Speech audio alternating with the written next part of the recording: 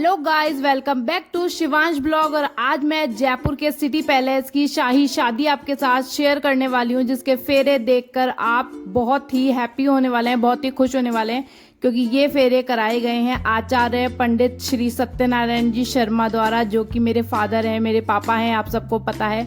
तो एंजॉय करते हैं फेरे। जब तक सूर्य और चंद्र रहे तब तक यह जोड़ी बनी रहे।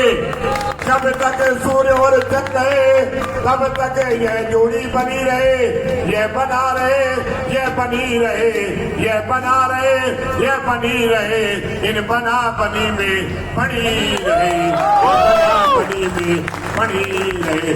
गोविंद प्यारे लाल बिगड़ जाए जब कोई मुश्किल पड़ जाए, उनका साथ मेरा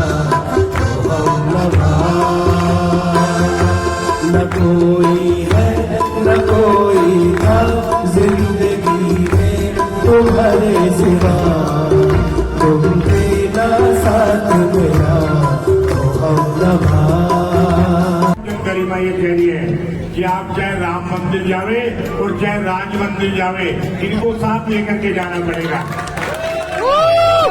आप चाहे तीर्थ करने जावे, चाहे पिकनिक मनाने जावे, इनको साथ लेकर के जाना पड़ेगा। क्योंकि आप तो यार दोस्तों के साथ चले जाओ, ये किनके साथ चले आए, इसलिए आप कहीं भी जाएंगे घूमने फिरने तो इनको साथ लेकर के जाएंगे। और इसमें कह रही है कि आप कोई भी हवन वगैरह यज्ञ वगैरह करें, कोई उद्यापन वगैरह करें, तो मुझे आज की तरह दे ढंग लेकर के बैठ के करें तो मैं आपके दे ढंग से मांगूंगी। पहला वचन है। दूसरा वचन कन्या कह रही है, दूसरा वचन कन्या ये कह रही है कि आप हम में से देवताओं की और कब्र से पितरों की आप कोई पूजा प्रतिष्ठा करें तो मुझे साथ लेकर के करें, मुझे बता करके करें, तो मैं आपके दाहिने अंग से बाएं आऊं। क्योंकि ये तो आपके घर में नहीं जा रही है। तो ये कह रही है कि जब तक घर में जो देवी देवताओं की पितरों की पूजा प्रतिष्ठा नहीं होती है, तब तक घर में अंदर पुत्र संतान के ठाट नहीं होते। तो अपने को जीवन में आनंद लेने के लिए इनकी पूजा अनिवार्य है। तो ये कह रही है मुझे आप बताएंगे आपके कौन से तो कौन से भी देवता मानते हैं, कौन से इष्ट देवता मानते हैं और कौन से पितर देवता मानते हैं, और मेरे को साथ लेकर के आप पूजा करें तो मैं आपके दाहिने अंग से मांगता हूँ। ये दूसरा वचन है। जिम्मेदारी सदैव आपकी रहेगी। ऐसा नहीं आप तो यार दोस्तों के साथ जाके होटलों में भोजन करिए और पिछले दिनों में भोजन किया, ऐसा कभी नहीं होना चाहिए। घर में सारी व्यवस्था की जिम्मेदारी आपकी रहेगी, भोजन में की और है सारी व्यवस्था की जिम्मेदारी और अभी लास्ट में इनको लास्ट में करा दूंगा। हर एक लाइन के बाप दादा हाँ करते आए हैं और फिकर और चिंता किंतु परंतु बट मजा है, मजा खूब आनंद जो है देंगे। तो इसी में एक बात ये और कह रही है कि मौसम के मुताबिक व्यवस्था होनी चाहिए। जैसे सर्दियों में गोंद के लड्डुओं की व्यवस्था है, बाजरे की खिचड़ी की व्यवस्था है, मक्के की रोटी की व्यवस्था है, ऐसे मौसम के मुताबिक व्यवस्था होनी चाहिए। ऐसा नहीं कि आप सर्दियों में तो कह रहे हो कि चद्दर ओढ़ के काम चला लेंगे और गर्मियों में कह रहे हो तो घर में आके कम्बल निकालो, रजाई ओढ़ेंगे। ऐसा नहीं, सारा व्यवस्था मौसम के अनुसार भी सारी व्यवस्थाएं होनी चाहिए। ये तीसरा वचन है। तीसरे वचन में एक बात और कह रही है, ये कह रही है कि पहले के जमाने में तो हर हिंदू घर में पशुपालन रखते थे, गाय रखा करते थे और गाय के पालन पोषण की जिम्मेदारी भी आपको बताई जाती थी। अब आजकल गाय की जगह इन गाड़ी घोड़ों में ले ली। तो ऐसा नहीं कि आपके पास गाड़ी है मर्सिडीज और उसमें मान लो आपको कहीं जाना, 500 रुपए का पेट्रोल देना है, जाके घूम जाके खाली खड़ी कर दी और मान लो पेट्रोल नहीं है, ऐसा कहीं नहीं होना चाहिए। ये तीसरा वचन है। चौथा वचन कन्या कह रही है, आया वेदा यदिवेकयन्ता कामांग माया मितदा तदेया यगाद कन्या वचना चतुर्थम। चौथा वचन गरिमा ये कह रही है कि आप कितना तो कमाते हैं और कितना आप खर्च करते हैं, इसका सारा ब्यौरा मुझे बताइए, सारा लेखा पूछने का तात्पर्य है कि आप कमाओ तो 10 लाख रुपया महीना और खर्च करो 15 लाख रुपया महीना, तो ऐसे ग्रस्त जीवन कैसे और कब तक चलेगा? मान लीजिए 1-2 महीने तो अपन निकाल रहे हैं, बाद में कब तक चलेगा? तो ये कह रही है, इनका पूछने का तात्पर्य है कि आपकी कमाई के मुताबिक ही अपने को खर्चा करना है और उसमें से कुछ धन संचय भी करना है, क्योंकि अपने हिंदू संस्कृति में कई महीने में ऐसे त्योहार आ जाते हैं जिसमें एक्स्ट्रा खर्चा हो जाता है, तो अपन बचत करके नहीं चलेंगे, वो ऐसे खर्चे कैसे निभाएंगे? आजकल एक नई फैशन चाहिए है, साल के साल मैरिज एनिवर्सरी मनाई जाती है, उसमें भी एक्स्ट्रा खर्चा चाहिए, तो अपन बचत नहीं करेंगे तो कैसे चलेंगे? जॉइंट अकाउंट कई मेहमान ऐसे आता पकते हैं जो 4-5 दिन तक जाने का नाम ही नहीं, एक्स्ट्रा खर्चा हो जाता है महाराज, क्योंकि आपका ससुराल रह गए इंदौर, तो उसके लिए भी खर्चा चाहिए। तो अगर आप बचत करके नहीं चलेंगे तो इस प्रकार के कैसे खर्चों को निभाएंगे? इसी में कन्या एक बात और कह रही है, ये आज तक तो आपने पता नहीं क्या किया क्या नहीं किया, कोई दिक्कत नहीं है, लेकिन आज से ये प्रतिज्ञा करनी पड़ेगी कि आपकी कमाई में से आप जो भी कुछ कमा के जावे अपने माता पिता को भी देवे, अपने भाई भौजाइयों को भी देवे, लेकिन आपसे ये प्रतिज्ञा करनी पड़ेगी कि आपकी कमाई में से 25% हिस्सा इनको भी देना पड़ेगा। वो इसलिए देना पड़ेगा, वो इसलिए देना पड़ेगा कि मान लो आप घर पे मौजूद नहीं है और इनको किसी चीज की जरूरत पड़ जावे, तो बार बार में आपकी माता जी से थोड़ी दें ब्याह साहब सासू जी 100 को नोट दो, पावर को बनाऊंगी, ब्याह साहब सासू जी 100 को नोट दो, आप मेरे रोजी क्रीम बनाऊंगी। और मान लो पीर में आइए और छोटे भाई बहन के जी की पिक्चर दिखा दिया तो 20 तो दिखा जाने के बेटा जीजा की बात में बात नहीं करेंगे। और पैसा तो ऐसी चीज है कि पास में रहते ताकत रहती है, हिम्मत रहती है, चाहे खर्च हो चाहे नहीं हो, तो 25% इस साइड को भी देना पड़ेगा। ये चौथा वचन है।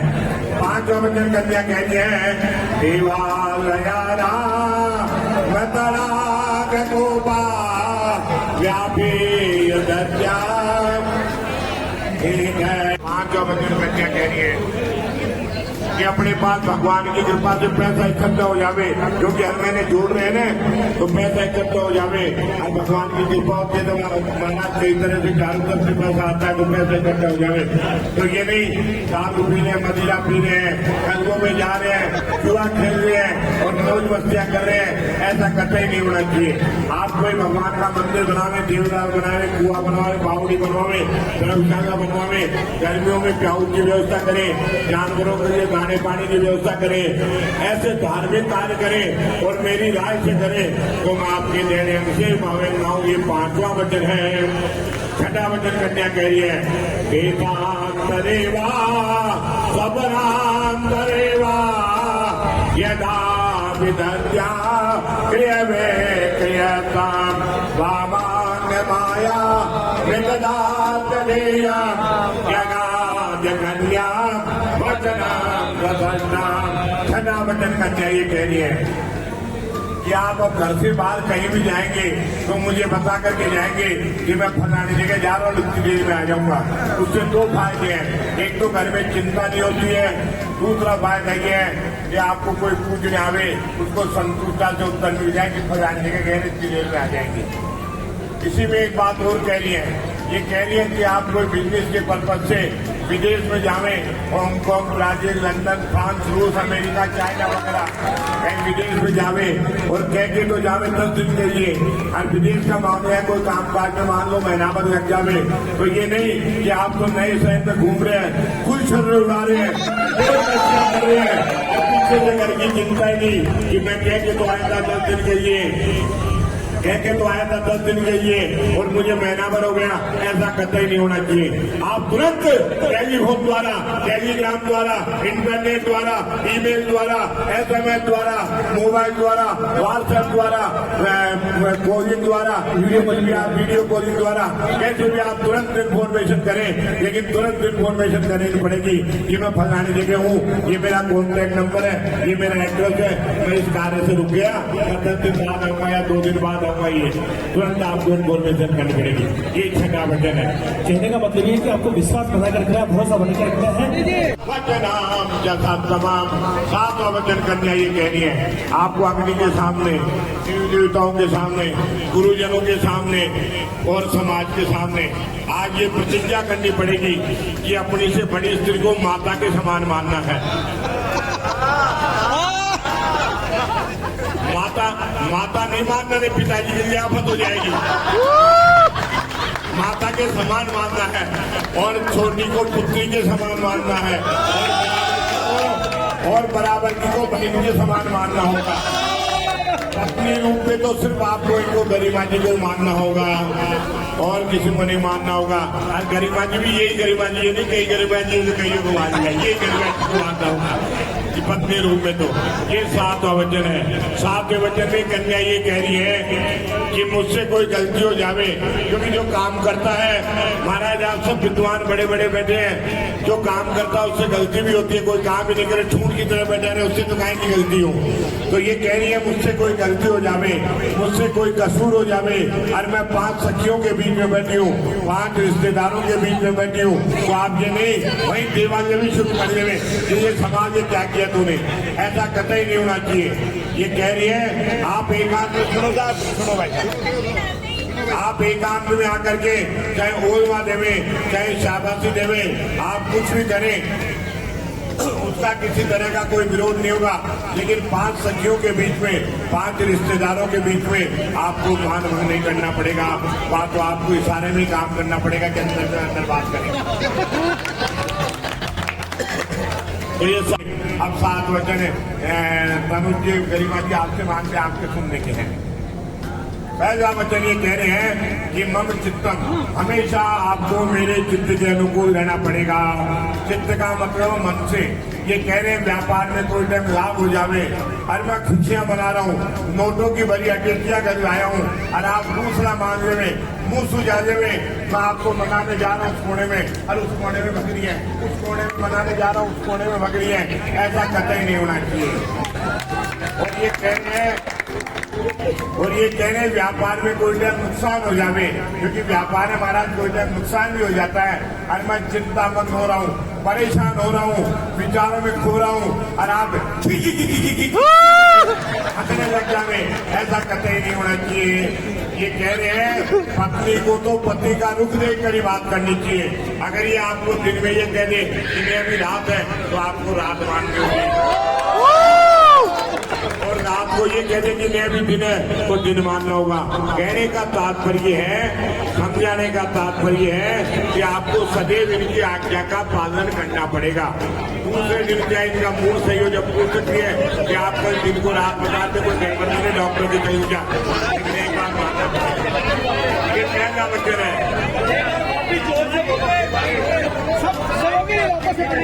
ये सभी के लिए, सभी के लिए ना, सभी बातें मत करो, सुनो देखो जो आनंद आएगा। दूसरा वचन ये कह रहे हैं कि मम वित्तम, कि मेरे घर में जो भी धन वैभव है उसी के अनुसार आपको रहना पड़ेगा। अर्थात जिस प्रकार से मेरे माता पिता रहते हैं मैं रहता हूँ, उसी प्रकार से मेरे घर में आपको रहना पड़ेगा।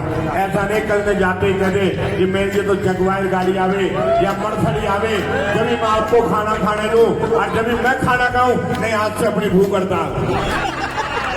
ऐसा नहीं किसी शादी में गए अनाप शनाप गहना देख लिया और आते घर पे दूसरा मान लिया कि मेरे तो वैसा ही गहना हो जब मैं आपको खाना खाने तो नहीं खाऊं, ऐसा कतई नहीं होना चाहिए।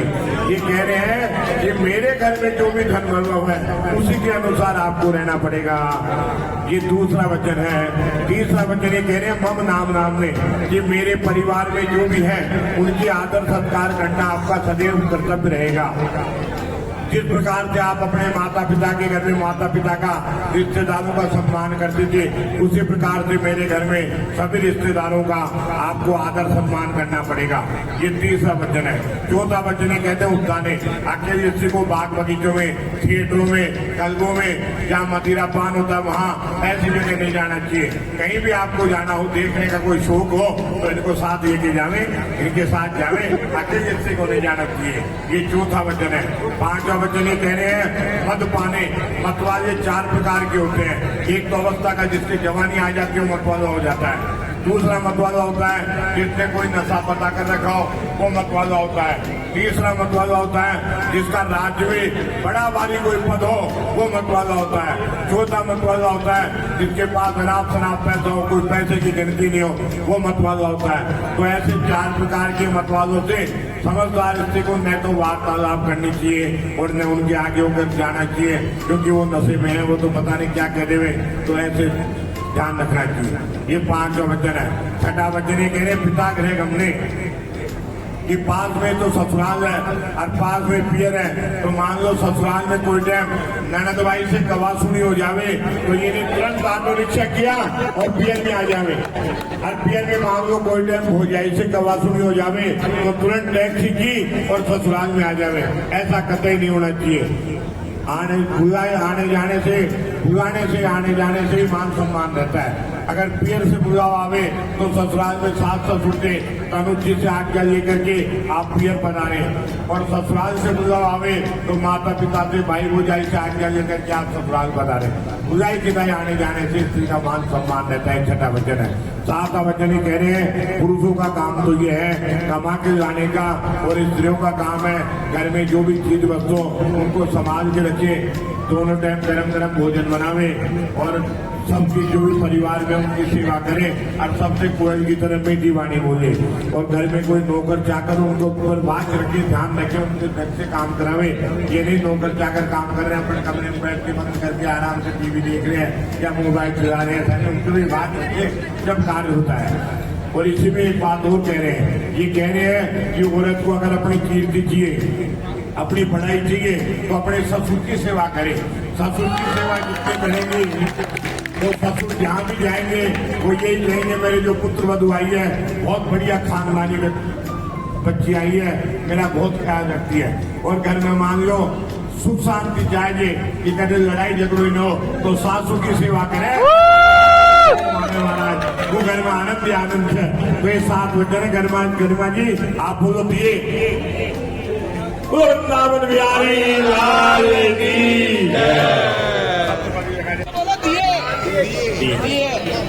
कंफर्म कर दिए। बोल दिए साहब।